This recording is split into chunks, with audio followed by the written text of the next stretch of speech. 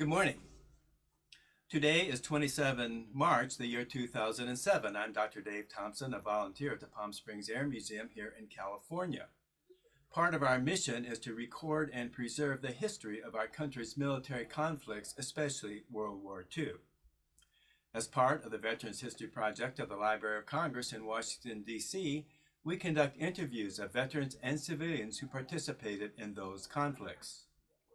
Today, I'm here at the museum along with fellow volunteer John Barry, and today we have the honor and the privilege of interviewing Lieutenant Monty Spear. Lieutenant Spear was a Navy TBM Avenger pilot on carriers in the Atlantic and the Pacific during World War II. So we're going to talk to him about that and a lot of other things. Monty, nice to have you here. Nice to be here, thank you. Okay. So where did you go from Bunker Hill? Well, from Bunker Hill, we all went down to Pensacola, where we were flying SNVs and SNJs, and then operational training where I met John at Opelika, Florida, just north of Miami. Did you get your wings at Pensacola? At Pensacola, yeah. And happily, Dad and Mother were able to get transport down to be present for my commissioning graduation, so yeah. I felt great about that. Yeah. And when you guys met, what were you guys flying then? TBMs at that point. So TBMs, okay. Let's, we got a TBM over here. I'll give you this. Why don't you just kind of point out some of the characteristics and let's talk about it. Oh, go ahead and go. Well, we had a crew of 3, so that would be me up there. Right. And then I had a gunner back here on the 50 caliber in the turret. And then down here was where the radio man had sat. Right. And they originally had a 30 caliber up here on the cowling there, but later on they put 2 50 calibers, one in each wing. Oh. So that packed a lot more firepower. Yeah. And then we had a hydraulic system which would retract the wheels, and then it would also open the bomb bay door. And here you could carry depth charges, you could carry acoustic torpedoes, you could carry a regular torpedo, carry a big bomb load for those days. And then later on, they put these racks on the wings and carried aircraft rockets there. What's an acoustic torpedo? Well, it's one which can home in on the noise of the propeller of a submarine. Oh, okay. And so as the submarine submerged, you would drop it on the swirl there, and at that point the thing would pick up the propeller noise of the submarine and go zipping after it and slam into it, and that was it. I read the book The Flight of the Avenger about President Bush, and I guess after he was shot down, he was picked up by a submarine. And so, yeah. Did you know about that at all during the war? Was that? You mean about the acoustic torpedo? No. About President Bush. Of course, obviously, he wasn't president, or you wouldn't have known. It was just another I deal. didn't know anything about that until I retired from the Foreign Service and worked in his primary campaign. Oh, really? Okay. And he was. Well, we'll get to that, I guess, later on, because he was over in the Pacific. The wings folded up, right? Mm-hmm. Yeah. Okay. Yeah, they would fold back along parallel to the fuselage. There's of course we have one here, and I had never seen one before, and I just assumed from pictures that they were probably about the same size as a Hellcat, but it's a heck of a lot bigger. They were 8 They're tons, huge, yeah. But with all the wing span, it sounded like that. Although it was rather slow, it was pretty easy to handle. You know, it was like driving a truck. Yeah. Yeah. Well, you remember when we did searchlight training and flew the PV-1? That was a real truck. Oh, yeah. And what would be your landing speed coming in on the carrier? About 80 knots. And it was pretty stable at 80 knots. Yeah.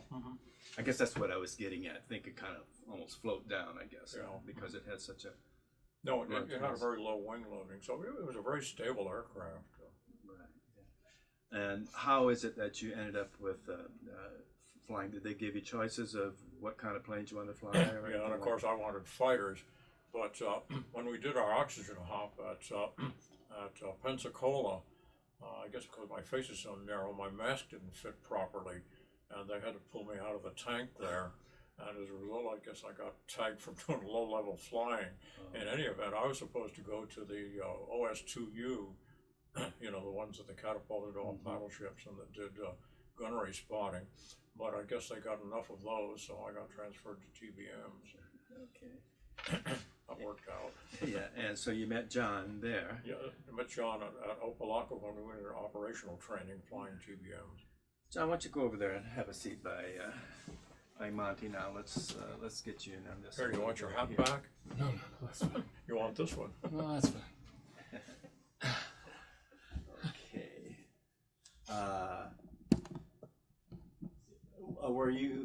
You were not at Pensacola together? I don't believe so.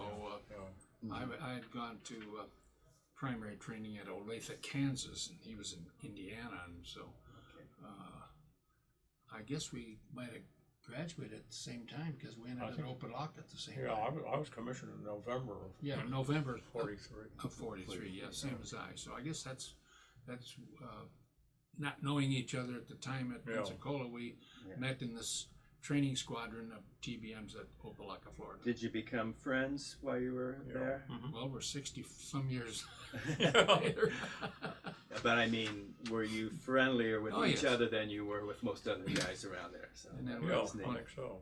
When we went to the squadron, we were roommates on carriers. So Yeah. Okay. Just briefly, where did you grow up, John? Dubuque, Iowa, Dubuque, right on the Mississippi River. Yeah. Okay. So how long were you at Opelika then? Let me see. Oh, we went there in December, January, February, because we reported to VC9 in Norfolk in February, as I recall. Well, we went up to take our quals on the Well, Wolverine. Wolverine, yeah, and then we had a couple of weeks leave and so forth. But Where did you do your quals? Where was the Wolverine? It was on Lake Michigan out of Chicago. That's there. what I thought. Yeah. Yeah. that was a leak steamer they converted into a carrier, I guess, of the German We submarines. did better than that guy on the SBD downstairs. Yeah. Oh yeah, right.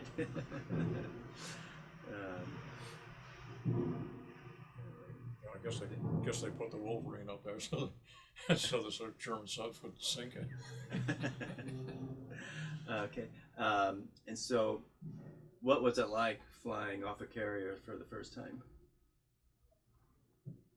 We did that really in the TBM. We didn't do it until the South Atlantic cruise. Well, yeah, that was my first cruise on a small carrier. And at that time, though, we were making deck takeoffs. I don't know if the Solomon had a catapult. Oh yeah, it had Did a they? cap. Yeah. Well, we started making deck takeoffs, but they got a little bit hairy for the TBMs because it wasn't long enough runway. Oh, We had to have a pretty good wind across the deck, yeah. and since we were sailing down through the tropics, why? And that's so because probably a large carrier wouldn't have been a problem. Oh, no. On Oh, the no. small ones, No. it was. We were only 500 feet, and they're 1,000. Okay. So on those Jeep carriers, they usually would catapult you guys off. Yes. That's right. Yeah. Yeah. Now, were you on that same Yes. cruise you're talking about? Yes. Yeah. Yes. Okay. And where did you go on that now? Well, we were based in Recife on the Bulge of Brazil. There were German submarines transiting through the South Atlantic going into the Indian Ocean. And there used to be long-range aircraft operating out of Brazil and out of Africa, but there was something called the slot they were going through, and they just didn't have much coverage. So the Solomons went down there to plug the slot. Okay. And did you engage any submarines while you were down there? Yeah, we engaged one. We were there from March to October, and in and out of Recife on a number of deployments. Did you get that one? Did you guys sink that one? Yeah, it was the U-860, and it was on its way around to the Indian Ocean. Depth charges? Is that what you? No, we used aero rockets. Oh. And was it submerged or was it? Well, it was on the surface. The ship had been put on the thing through the Enigma or the Ultra program, and we had tracked several submarines without any luck. And then one morning, a fellow Ensign Edwards spotted the thing, and we learned later from the prisoners we got off it that he had made 4 runs on the thing, and they shot him down on the last one. And then they submerged, and of course, they had a whole bunch of us. You were probably out there too, looking both for Edwards and for the submarine. And just about dusk, why Skipper Avery spotted the thing, and I had been out on patrol, and there were 2 fighters right along there, and the 3 of us were just about to land, and we'd gone, zooming down by the island there, and at that point they vectored us out to where Avery was, which was about a 20-minute flight out. And when we got out there, we could see that the submarine was throwing up a lot of flak at him, and he was trying to stay on the thing without getting in range. Yeah. And then what? Well, at that point, Avery told us how he wanted to do the attack. The submarine had been keeping him on its stern and moving around because that's where they could bring the most guns to bear. And he wanted to straighten the thing out. So he told us that he and I would get on either side of the thing and bracket it and hit it with rockets. But before we went in, the 2 fighters were to come in on either beam and strafe the deck. And so right as soon as he gave these orders, we madly scrambled to get into position. And so I got around there and got on the side. And at that point, the submarine straightened out. And it was also going downwind, which made the sighting easier because you went around. And so when Avery gave the word go, I pushed over and I got off about 1,200 rounds of 50 caliber strafing as I went down. Well, the 2 fighters had gone in and strafing, and they had to get out quickly because we were coming in. So then I pushed over, got off about 1,200 rounds, and at that point I had turned on my gun sight, and that was useful in the gunnery. But then by this time it was getting dark and the gun sight was so bright it was a problem. So I had to stoop down, and at that point I could see the submarine and well enough. And so when I was about 800 yards slant range, at least that's what they said, I pressed the throttle and the 8 rockets went off in one volley, and dove down. And as I dove down, of course, my nose had picked up slightly. So only 6 of the rockets hit, and the other 2 went on over. And then as I passed over the conning tower there, I chandelled off to the left. At that point, my turret gunner was able to get off about 50 rounds there. And as soon as I had finished, Avery came in on the other side and did the same thing. He put 6 more rockets into it. At that point, Avery told me to just go on up to a couple of thousand feet and circle around. And 2 more TVMs had come out from the ship, Chamberlain and Weigel, I guess the name. Mm-hmm. Yes. And Avery told McMahon, who was one of the fighters and who had to break off early, still had plenty of ammunition left. So Avery told him to go in and strafe ahead of Weigel. So he did, and Weigel put 6 more rockets into the submarine. Then Avery told Chamberlain to go ahead and drop depth charges.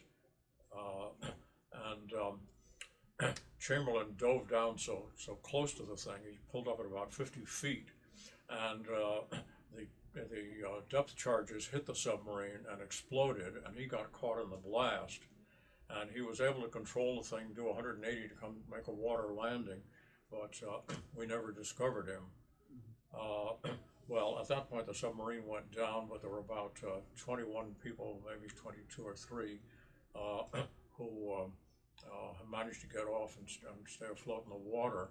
And the Solomons had dispatched 2 of the destroyer escorts in the screen to go out and to search both for Chamberlain's plane and then to pick up any survivors from the submarine.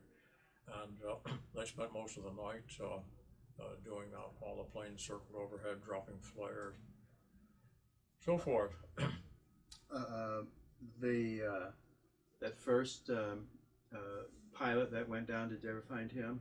No, we never found him. He and his crew were all lost. And is that because they never got out of their plane, you think, or it seemed like they, I think just that couldn't was the find- case, yeah, or the plane was disabled while it was in the dive, yeah. Uh-huh. Captain Christ of the Solomons was quite upset that he hadn't waited, as per doctrine, waited until he got reinforcements and so forth. And tell me about that Enigma. What was? I know that it was a code that we had, a secret code Yeah, that we had broken. And how did The how British did that, had how did that- originally broken the code while we were breaking the Pacific codes, while they had broken the German codes, and they were reading the message traffic. They could break down the codes through the Enigma machine, which was an early computer, really, and in that way they were reading the message traffic. And the U.S. Navy got into that when we entered the war, and we were doing the same thing. And they would, for instance, read that various submarines were ordered to rendezvous at a certain point and meet a refueler. And then the carrier had this high direction, Huff Duff, the high direction frequency direction. High frequency direction finder, and you could get a fix on the transmission and then just go down the line of the thing. And they had,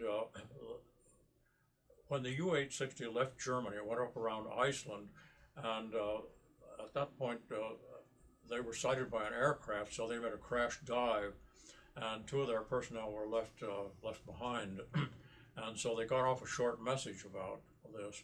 And this message had been read, and on the basis of that, they tracked the trace of the thing all the way down through the South Atlantic, and there it was when Edwards found it.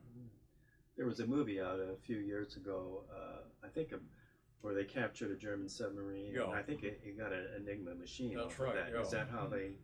Yeah. Right. So got it. Yeah. The British did. Yeah. But remember our air combat intelligence officer, the one before we came on the ship, said that high direction frequency finder was just a godsend as far as being able to locate them when you got close in. Mm-hmm. That was quite an experience then.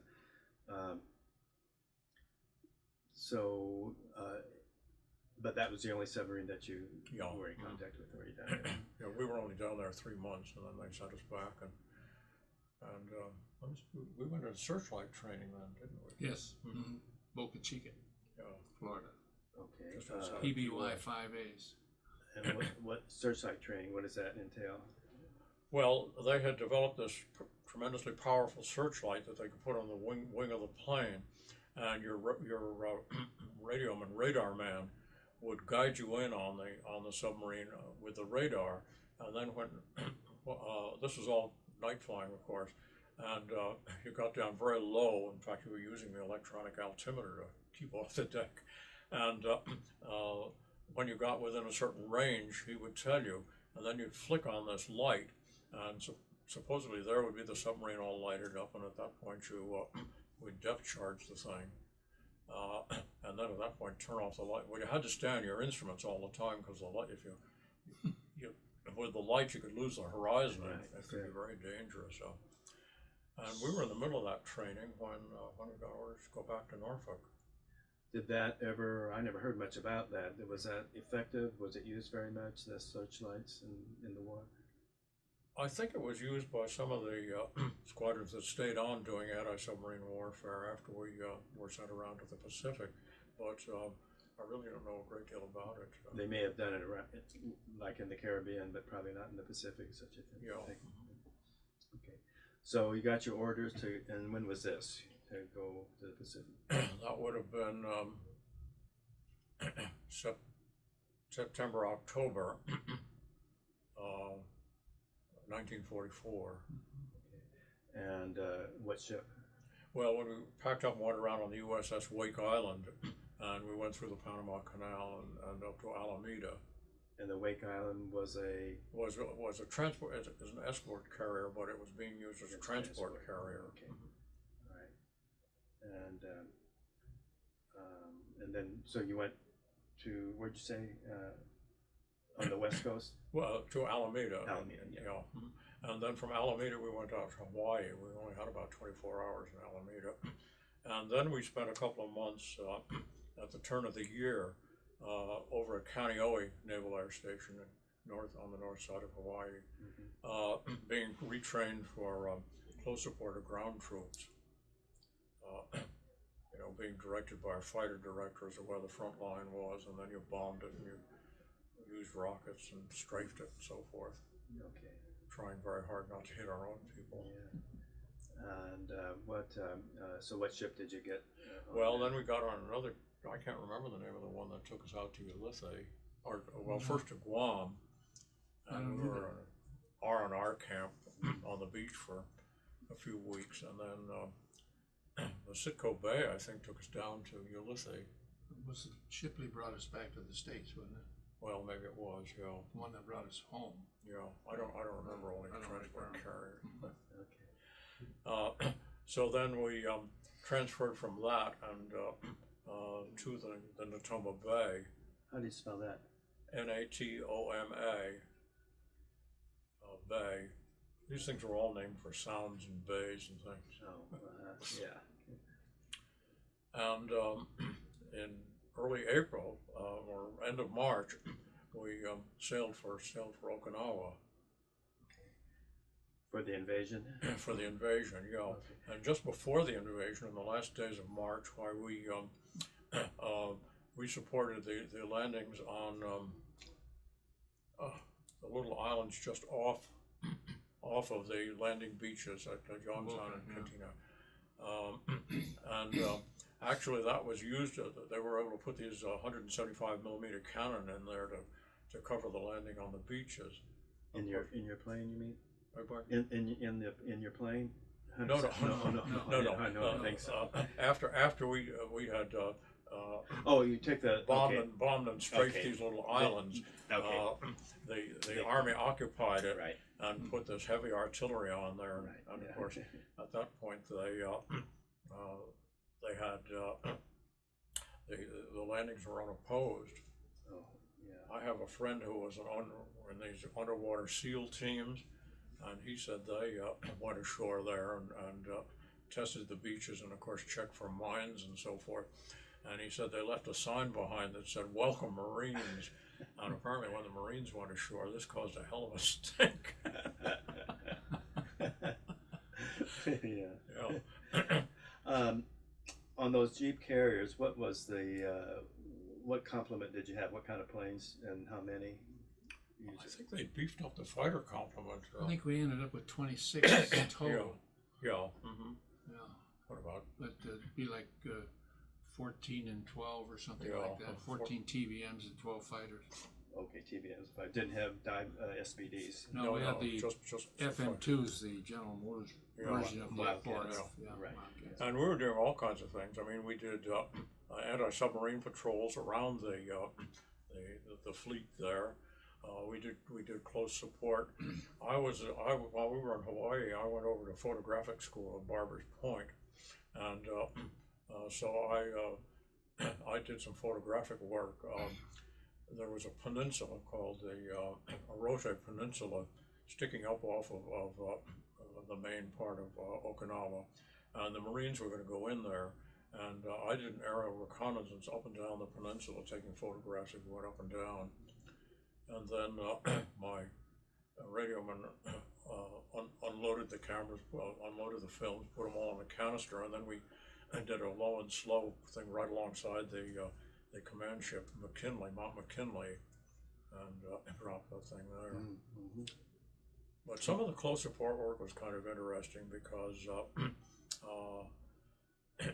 the spotter plane, which is kind of Piper Cub or something, would shoot a rocket down to indicate the target. And the Japs had gotten used to these colored rockets, so all of a sudden the front would spout all these different colored things, and it made it difficult to be quite sure where the front line was. If you had any doubts, you weren't supposed to drop your bombs. But of course, the bombing put an awful lot of dust up too. So if you're tailing Charlie, why? How many of you would usually go in on But How many of you would be going in? there used to be what, a division, say, Yeah, four? I would say 4, maybe 8 at the most. Uh-huh. Mhm. Yeah. And did the Japanese throw up quite a bit of any aircraft fire? You'd come in the morning and and you know, it was like a milk run. You knew what was going to happen, and the anti-aircraft would start going up, and it was sort of, okay, fellas, we're open for business. Did you take any casualties over there? No, I don't think. Most of them were operational. Yeah. Mhm. Yeah. Yes, we had 2 young fighters who had just joined us. I think we hardly even got to know them, Yeah. and they were killed in a mid-air collision joining up just before dawn. And yes, I understand the Wildcats, the smaller than the Hellcats, they put them on the Jeep carriers because of the Mhm. You know, lack of space or whatever. they used to do a lot of combat air patrol over the. You know, there were about 16 Jeep carriers all cruising Did you around. see any kamikazes out there? No, I wasn't. No. I was where it was safest when our ship got hit. I was in the air. Oh, you got hit? Yeah. Mhm. Well, tell us. Let me tell you one other thing before that. I was doing an anti-submarine patrol up north of the island, and you could see the kamikaze American ships down below being hit. But I was doing anti-submarine patrol, and I was listening in on my radio frequency. I could hear some fighters, a pair of fighters being vectored in on a bogey. Mine? Excuse me. No. No. Well, shall I Yeah, read go it ahead. on? Yeah. Being Yes. vectored in on a bogey, Who's this? and I had Who's a it? very uneasy feeling that maybe the No, bogey it's was not the me. police. So I called back to the You're not ship, either the police. and you know, we had this IFF thing, a kind of transponder, Mhm. which would indicate whether you were a friend or IFF friend or foe, identification friend or foe. And they said, yes, I had my my IFF on. And just at that point, these 2 Hellcats came bouncing out of the clouds. And I guess their recognition was good, so they didn't shoot me down. But, Yes, yeah. well, where were we? The kamikaze. Yeah. The British had a Pacific fleet, and there were a group of islands known as Sakashima Gunto, south of Okinawa. The British ships had to pull off to refuel and replenish from time to time, and so several of the escort carriers would be sent down there to take over the job. Their main job was bombing the airfields there, from which some of the kamikazes were coming up from the south. So we went down there to do that, and I was on an early morning flight, and we did our job, dropped our bombs and so forth. As we were coming back, Ken Casanega, who was I was his wingman, and he got hit by anti-aircraft fire with a great big hole in his wing, and so another plane was he flew back with us, but at that point we couldn't get back aboard, and we circled and circled and circled, and of course they wouldn't break radio silence and tell us why we couldn't come aboard, and finally they let us down close enough so that I could see there was a lot of new lumber on the forward end of the freight deck, and I really got ticked off, and I thought, you know, here we have a heavy schedule of strikes, and old Chips wants to get caught up on his maintenance. You know, Chips being the ship's carpenter. Well, when we got aboard, we discovered what the story was, and but Ken Casanega, in the meantime, was sent over to land aboard another carrier. But of course, our carrier was in no position to have an emergency. And Ken Casanega, you said he was a professional football player? Yeah, Played for the... he's living for the winter down here. He and John, the 3 of us were all together in VC9, and he and John are good friends. So we'll have to get him over here too. Get him over here, yeah. Yeah. Okay. Where did he play in college too? He played in college right after. He played in college, and then played with the 49ers right after the war. Yeah. Where do you know where he went to college? Where did he play? I don't. I did it one time. But so while you were out on patrol, a kamikaze hit your ship. That's right. And they made a tremendous hole in the deck. Bob has a picture of that one of these things I brought on one of these discs. And they did a tremendous job. And well, the kamikaze strafed as he went down the deck, and thank God he didn't bomb, because the deck was full of TBMs loaded with bombs and so forth. Yeah. There'd have been nothing but a hole in the water if he hit that. Yeah. But then he dived over and hit right by the forward elevator, and went right on through and hit the anchor windlass. Oh. And did a bomb explode when he hit? yes, I think it did. Uh-huh. And but the plane went on off, and we have a picture there of all of the debris around the anchor windlass, the hub of the propeller, and so forth. And the metal shop on the ship melted this stuff down, and they cast these tiny little horseshoes, these lucky horseshoes, because at that point they became known as a lucky ship. Did anybody get hurt? They passed these things out to the survivors. Bob Rowe, one of our TBM pilots, was out on the forecastle. They were all having their morning smoke after breakfast, and the guy he was talking with was killed by splinters that came from the thing. Bob was burned from head to foot, and I think spent 2 years in the hospital back in the States, and not surprisingly became a medical doctor. Oh, yeah. And John, when he comes back, we can maybe ask him, but was he on the ship at the time? No, he was up in the air with me on that early So flight. you guys were up there, yeah. Yeah. Were you on, is that the only kamikaze that tried to Yeah, hit your well, ship? actually, this was the last carrier that was hit in the war by kamikaze. Yeah. But so then finally, when the island was declared secured, we'd had one other thing there early on in the early days.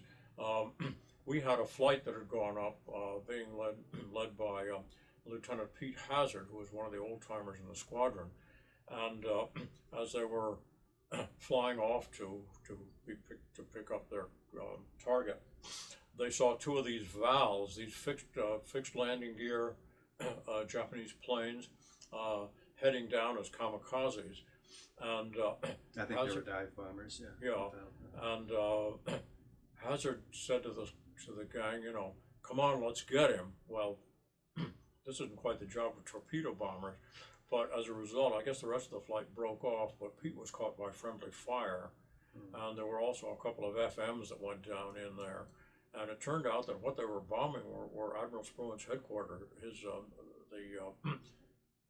the battleship that was his fleet headquarters, so that it was so badly damaged he had to shift his flag. So what task force?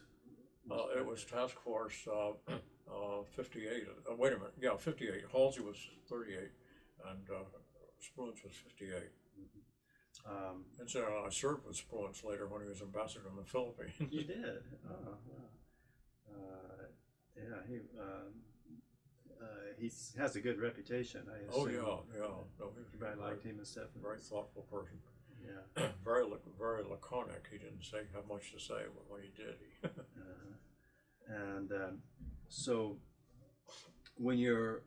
how many ships were in that task force, or how many could you see, or who was around you? And well, on and off, there were about 16 in that formation. They cruised around about 50, 75 miles south of Okinawa there, just pretty big circle there. And then, of course, the whole formation had turned into the wind when the flights came back. Were there large carriers in that No. group? Just all of you, Yeah. smaller ones, Yeah. And, of course, they had destroyers and destroyer escorts in the screen. And our fighters spent a lot of time doing combat air patrol over the thing, particularly with the kamikaze danger. And this would have been about what month? 45? Well, this would have been during April, May, and June. We finally left there went back to Guam after the island was secured. And in fact, the ship had to go back because it didn't have an anchor, because the anchor windlass was broken. Now, the typhoon, I think you talked about, Yeah. that you got involved with that. When was that? That was in early June. It was just before we got hit by the kamikaze. And I guess we had some very good aerologists in our task force, because we went almost down to Formosa. So we stayed out of the worst quadrant of the typhoon. But it was really hairy. They wouldn't let us up on deck for a couple of days. And when they did, why, these waves were so monstrous, you know, you'd see the destroyer or the destroyer escort and it would disappear. And you really wondered whether we were ever going to see the thing again. And then after a while, it finally came up. You were talking before we went on camera about some of the statistics about that typhoon. You know, well, on our ship, we took a 23-degree roll, and those escort carriers, the Kaiser carriers, had a very poor reputation as not being all that stable. But this one took a 23-degree roll, and we were there were 8 of us in this bunk room, and we had this great big metal desk up against the wall, but the only thing that held it up was an angle iron down at the bottom. And in the middle of this roll, I think all of us sensed that the thing was about to go over, and just spontaneously everybody jumped down and pushed the thing back up and so forth. But I tell you, the rest of that roll, we wondered whether the ship was coming back up or not. But it did. It was. And some ships did go down during that. Oh, they typhoon. did. Yeah, I understand. Somebody out there. Oh, there's a new book out called Halsey Typhoon, and they said they lost more aircraft in that storm than they did in combat. Just appalling loss of aircraft. But they really battened down ours. I read some report recently in which on our ship, the Tacoma Bay, they had even bled the shock absorbers on the TBM so they wouldn't be jumping up and down as they rolled and so forth. They obviously knew their business. Yeah. So after you got hit by the kamikaze, you went to Guam, did you say? Yeah. And how long were you Well, there? she stayed there until the end of June when she'd had to go down once during that deployment to get the engines worked on, but then came back. That was just a few days. Yeah. Well, then they put us ashore on to this R&R camp on the beach, and we spent a lot of time picking cat's eye shells and so forth, and sunning ourselves and drinking beer. And finally, we got in on the beginning of the magic carpet thing, where we went home on one of these escort carriers, I guess a Sitco Bay, and the hangar deck was just totally covered with nothing but cots. And I don't know where you kept your gear or what, but now, was this before the end of the war or after, before? Oh, before the end of the war, Okay. Okay. And we stopped briefly in Pearl Harbor, and then came into San Francisco Bay, and it was amusing because the squadron was about 50-50 with people recruited from the East Coast and the West Coast, and of course we had a whole bunch of California blowhards there who were raving about the sunshine in California. And of course, as we came past the Farallon Islands, you could cut the fog with a knife. So we were kidding them about the liquid sunshine and so forth. And damned as we hit the 3-mile limit where the sun came out and the tables were turned, so forth.